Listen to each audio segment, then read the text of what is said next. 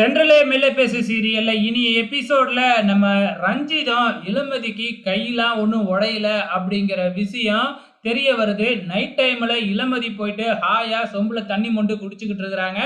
இதை ரஞ்சிதம் பார்த்துட்டு அப்ப இவ டிராமா தான் போட்டுக்கிட்டு இருக்கா அப்படிங்கிறத கண்டுபிடிச்சிடுறாங்க. மறுநாள் காலையில நம்ம இளமதி வெளியில உக்காந்து பல்லு விளக்கிக்கிட்டு இருக்கிறாங்க ஹாயா. அப்ப பரம வர்றத பார்த்துட்டு தன்னோட கையை மறுபடியும் எடுத்து லாக்ல மாட்டிக்கிட்டு லெஃப்ட் கையால விளக்கிக்கிட்டு அப்படியே முடியாத மாதிரி நம்ம இளமதி நாடகத்தை கண்டினியூ பண்ண ஆரம்பிக்கிறாங்க. என்னோட முகத்தெல்லாம் கழுவி விடணும் அப்படின்னு சொல்லி பரமனை கூப்பிட்டு மூஞ்சிக்கு சோப்பு போட்டு நம்ம பரமனே கழுவி விடுறாப்புல. அதுக்கப்புறம் முகத்தெல்லாம் தொடச்சி விடுறாப்புல. இதை எல்லாத்தையுமே பார்த்தீங்கன்னா கலாவும் ரஞ்சிதமும் பார்க்குறாங்க. அப்போ ரஞ்சிதம் கலா கிட்ட இளமதிக்கு அடியே படல, அவ வேணும்னே நாடகம் ஆடுறா, நான் நைட்டு தான் பார்த்தேன் அப்படின்னு சொல்லிடுறாங்க.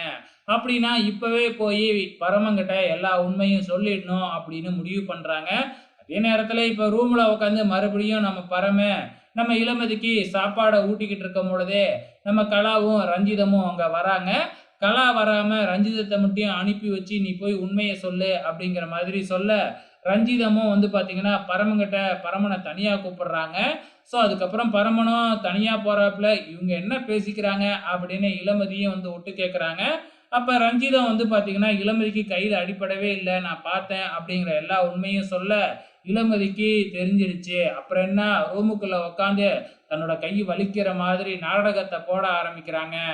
ஸோ பரமனும் நம்ம ரஞ்சிதமும் பார்க்குறாங்க.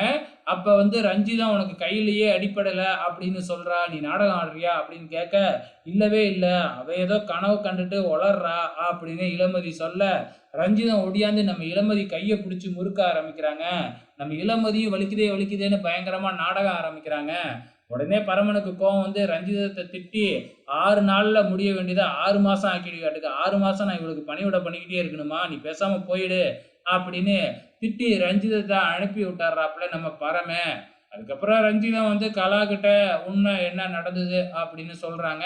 கலாவும் நான் பார்த்துக்கிட்டு தான் இருந்தேன், இவன் என்ன இவ்வளோ முட்டாளா இருக்கான் அப்படின்னு ரஞ்சிதம் சொல்ல, இவன் இப்படி முட்டாளா இருக்கிறதுனால தானே நம்ம சொல்ற பொய்யையும் நம்பிக்கிட்டு இருக்கான், இவன் இப்படியே இருக்கட்டும் அப்படின்னு சொல்லிடுறாங்க.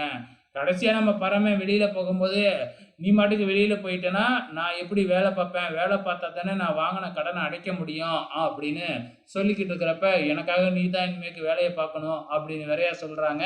வெயிட் பண்ணி பார்க்கலாம் நாளைக்கு என்ன நடக்க போகுதுன்னு.